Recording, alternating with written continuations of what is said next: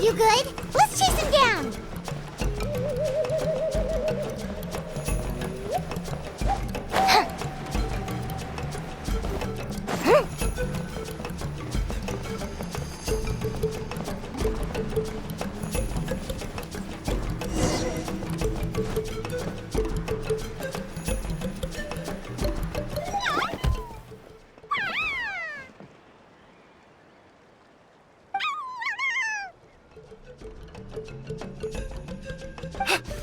Where did these Yuvkasaurs come from?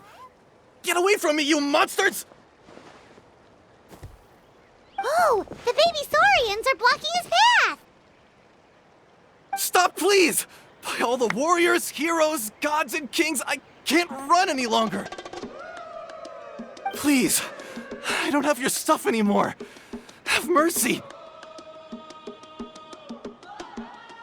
Oh yeah? Well, where is it then? I threw it away! You threw it away? The old bum's bag didn't have a single mora in it! Just a tatty old book, worn out pens, and some old rags. All that time lying in wait was for nothing. I was so mad I just threw all of it away. Is that really the truth? Okay then, where did you throw it away? The same place you found me. Look, I swear on the Pyro Archon it's the truth. May all my worldly possessions be turned to ash by Turnfire if I'm lying. Okay, that's a pretty strong oath. What do we do now? It sounds like he's telling the truth. Right, let's hope nobody gets to the book before we do. We'll never get it back then.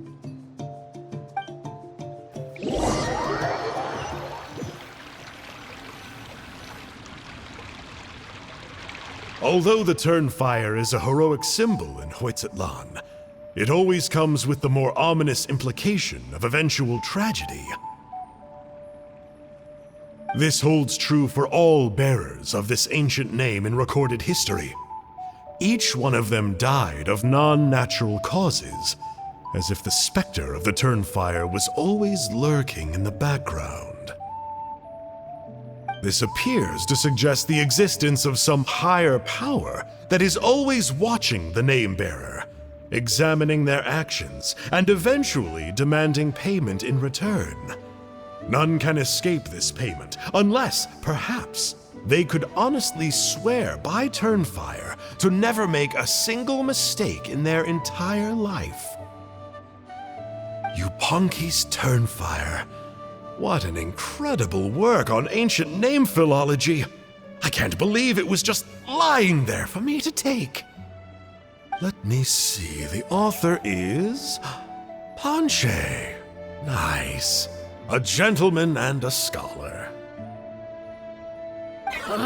Silence, book muncher! The great Kahulahow will suffer your droning voice no longer. Do you truly find no joy at all in perusing such rich historical records?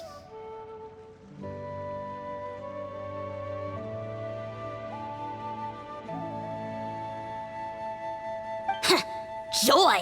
What joy is there in this pointless drivel? Well, it makes a pretty shocking prediction. Every bearer of the ancient name Malipo eventually meets a grisly end. Maybe that's the price you pay for the name that means price? What? You're saying Kenichi will die a violent death? So I'll finally get to take over his body? When will that glorious day arrive? The great Kahulahow demands to know! Wow, you are just irredeemable, aren't you? An agent of chaos down to the core. You make us Abyss Order folks look like saints in comparison. Silence, maggot!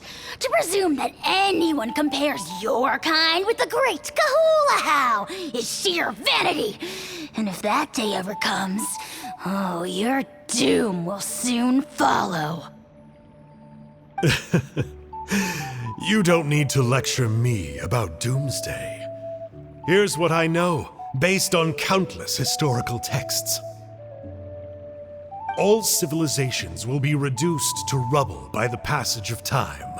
From ancient kingdoms, to heavenly thrones, to worlds beyond, there are no exceptions. But from the ruins of every civilization, the dust will rise and never settle, thus transcending the confines of time. That dust is what we call a civilization's spirit. And you, great Kahul-Ahau, are one such speck of dust from a bygone age. I've paid dearly for the chance to observe you up close. Now, let me take a good look at you. We'll see whether any memories of that age still remain inside you.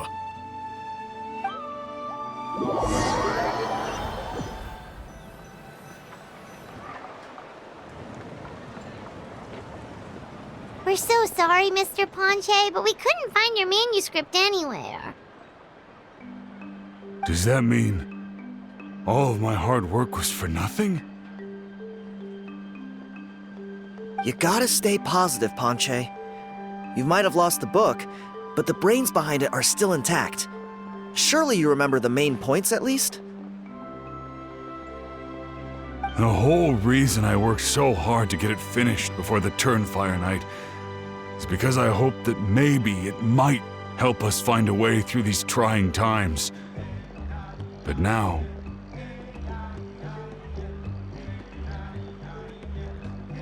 well, not exactly. But I thought my research might at least be a starting point. Oh, really? So what did you find out in your research? I think the key to all of this lies in the power of Malipo. Ponche, you know as well as anyone that ancient names don't hold any real power. Symbolic power doesn't count. You're right, but Malipo may be a special case. Given that it first arose in the era of the first Pyro Archon, it might contain remnants of Xbalanque's power. Yeah, I remember that story. My grandpa told it to me when I was a little kid.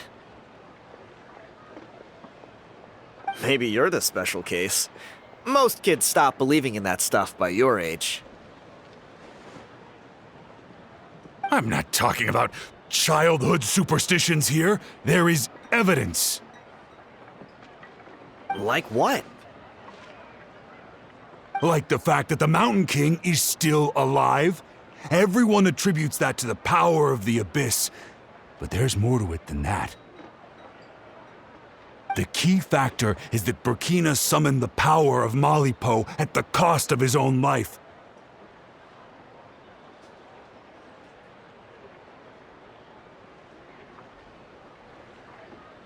If you don't believe me, then answer me this. How many other creatures can you think of who lived longer, not shorter, after being contaminated by the Abyss?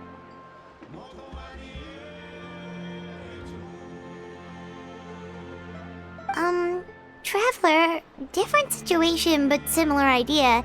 Doesn't this remind you of the hilly... So, I came to the conclusion that Malipo must refer to some mysterious ritual involving a tit-for-tat exchange. It began with the first Pyro Archon, fell with the Grand Alliance, then was buried in the Night Kingdom, and now it awaits the call of its new bearer. Hey. Sorry to interrupt, Ponche, but you seem to be getting a little overexcited. I'm sorry.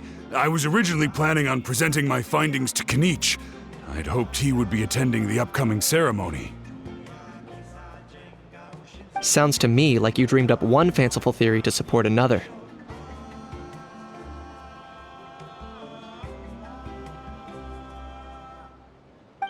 Kinich, what are you doing here?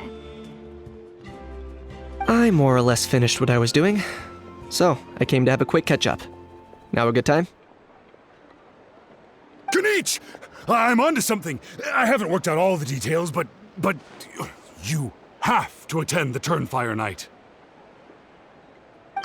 So Mr. Ponche here has done a lot of research on the history of the Turnfire, and thinks he might have found a way for you to solve the problem. I'll be there, Ponche. Let's go.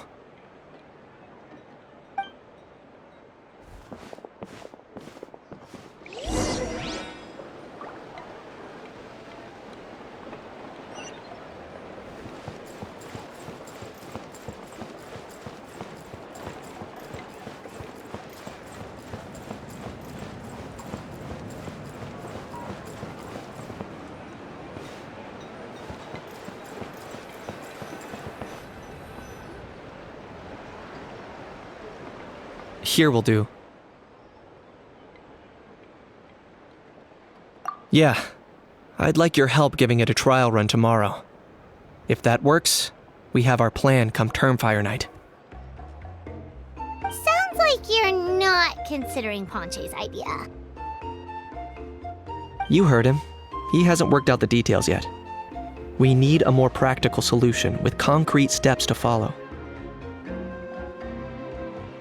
Yet. Are you saying you think he might actually be onto something? I think it's possible, based on something I know about the war 500 years ago. Burkina didn't fall to the abyss. He was killed by the Mountain King in an episode of madness. In his final moments, Burkina made the fateful decision not to fight back, and instead pass his blood and power onto the Mountain King.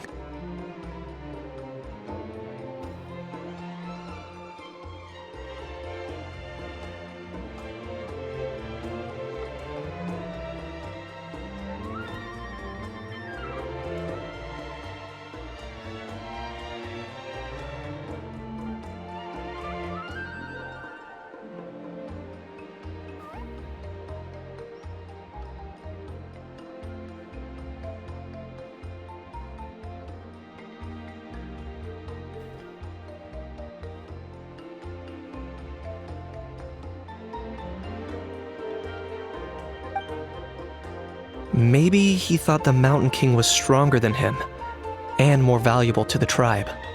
Or maybe it was just out of loyalty to his friend. Either way, I can believe the Turnfire was involved. Whether you think his sacrifice triggered it, or his fate was sealed from the moment he took the Malipo name, it makes sense to me. How can you drop these truth bombs with such a straight face?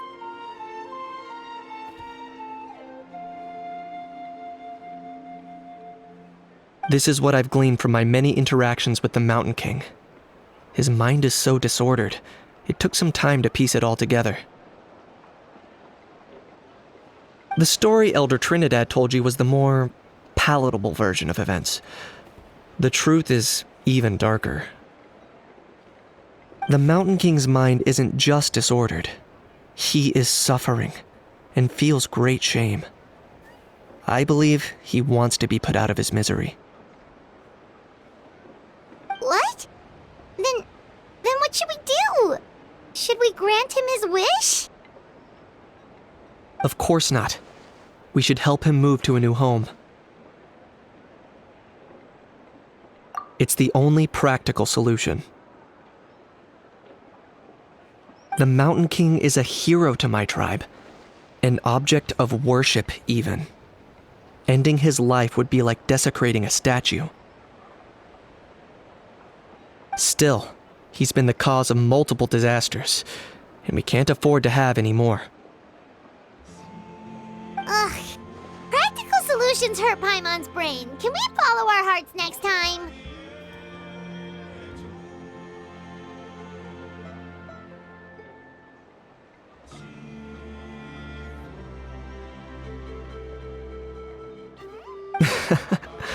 Then let's break for the day.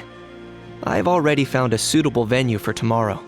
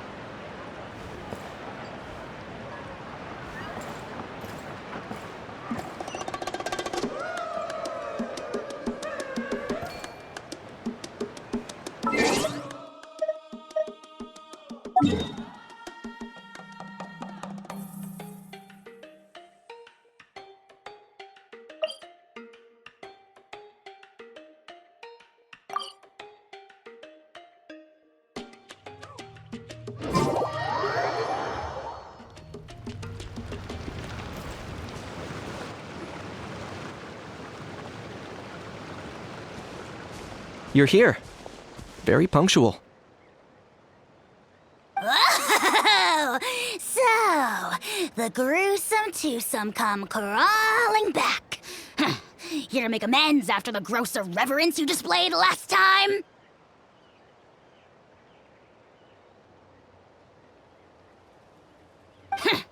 Very well. The almighty Dragon Lord, Kahula How, shall grant you the audience that you seek.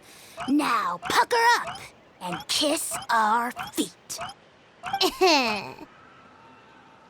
Kenichi, didn't you say you found him a teacher? He's just as out of control as ever!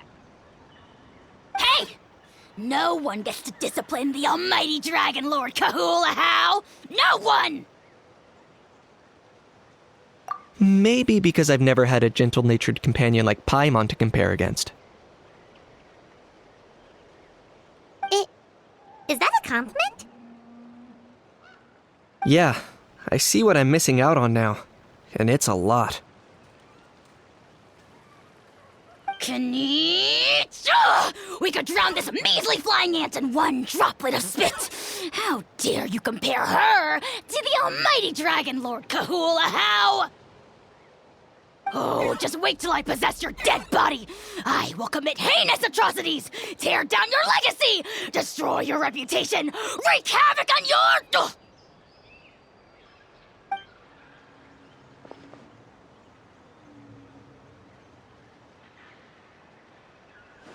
Traveler, Paimon, let's get down to business. Once we've opened the beastly rift, you're welcome to toss a How in there for a couple days. With pleasure. You don't need to ask twice. Check it out. I got my hands on this device in a trade. It's meant as bait, but it'll also stabilize the abyssal energy. The Rift Hounds will tear through space to get this. Once they're here, we take them out and claim the rift for ourselves. You'll find out soon enough. First, let's try this out.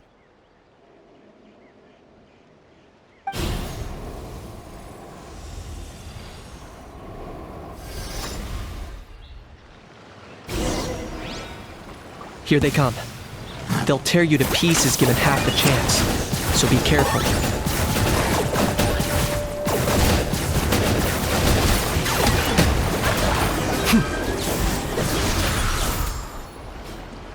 Uh-oh. Are there even bigger ones on the way?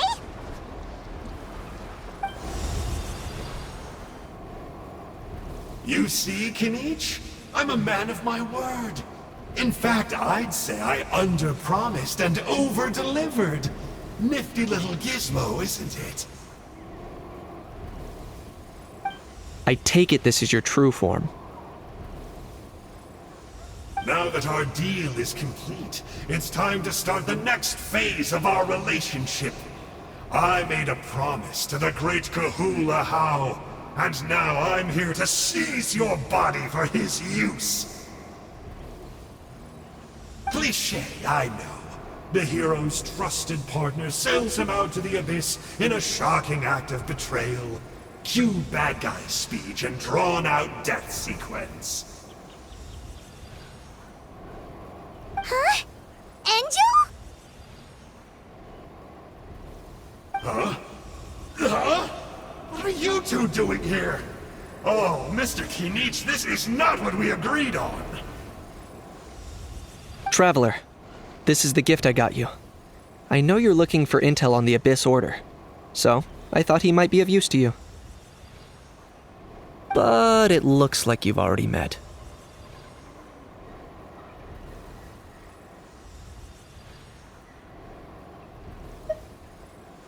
Yikes. Frosty reception. Gotta say, I kinda pictured this moment going a little differently. Tears of joy welling up in your eyes as you say the words, "It's good to see you again, old friend." Don't be ridiculous. Sounds like you've been reading too many romance novels. There we have it. Change is inevitable and nothing lasts forever. What a pity. Well then, time for you to meet the new me. This time, please call me Sanka. Sanka! Aha! So you're Glasses Guy! You tricked Huni and Toba into telling you a bunch of stories!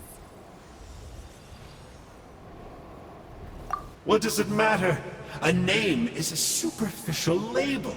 It's what's deep down inside that counts. And I've shown you the deepest parts of me. That would explain a lot. Why else would you show up here and start acting like a wise guy? You looking for a fight? I'll pass. I do rather like you, as I've said before, but my one quibble is that you really don't know your own strength.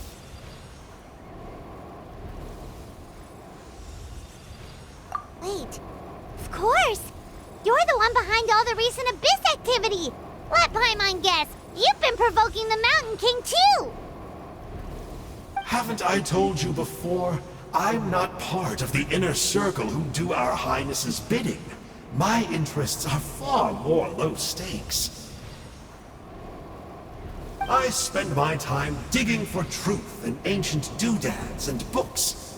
You really think a benchwarmer like me is capable of more than that?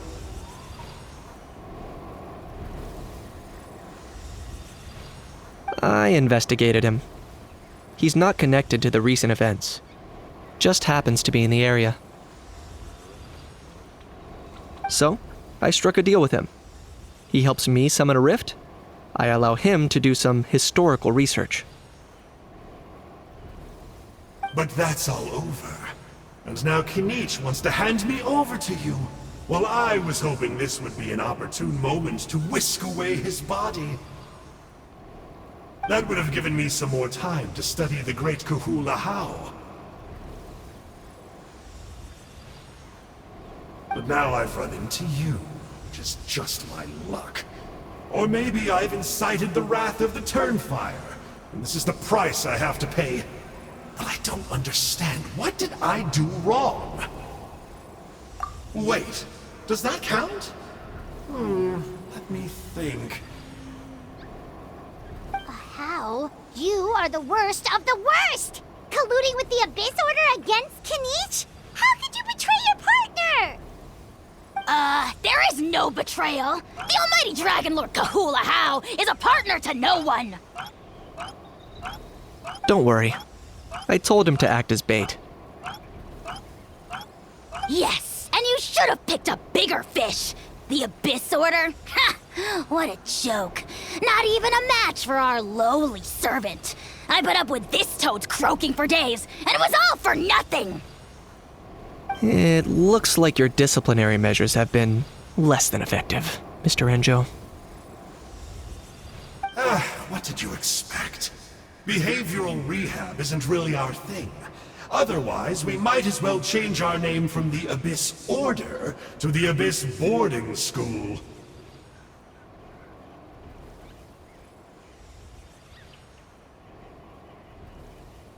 The abysmal disorder would suit you better.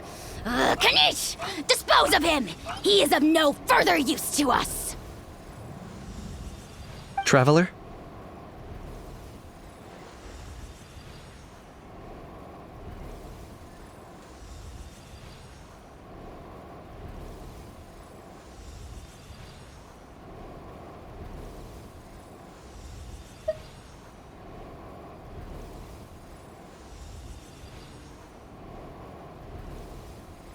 You see, this is why I like you. Still, you shouldn't underestimate me just because I'm a lowly clerk.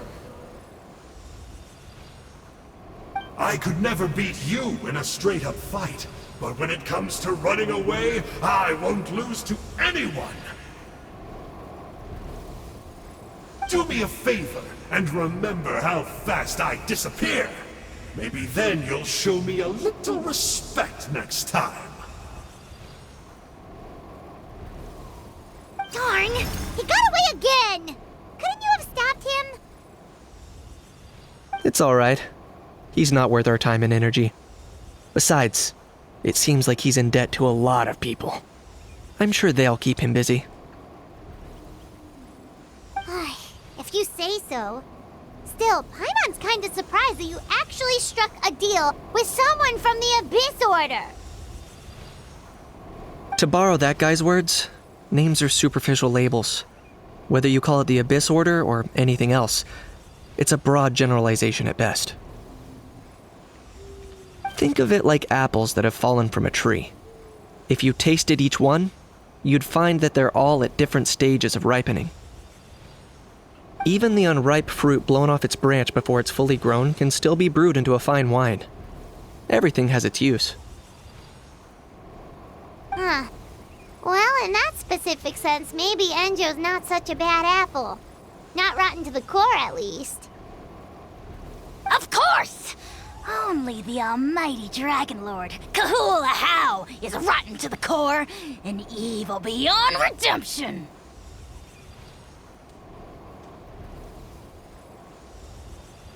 Ugh. So what exactly are you anyway? You're definitely the evilest little thing Paimon's ever met. Don't worry.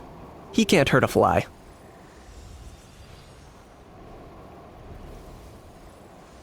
You could say that. Paimon heard that those kinds of contracts might come with a terrible cost attached. Is that true? Such as a How watching me like a ravenous vulture? Vulture? Vulture! We are the Dragon Supreme, sovereign ruler of the Nation of Flame. Let's pick this up another time. It's getting kinda late. You should go back and get some rest. Big day ahead. Tomorrow's Turnfire Night. Time to light the sacred flame and burn away the filth for a legendary 500-year-old warrior. Oh yeah. Hearing you lay it out like that is making Paimon a little nervous. For all the work we've put in, it all comes down to tomorrow night. We have to make sure we solve this problem once and for all. Then it can't hurt to say this one more time. Good luck to us both. See you tomorrow.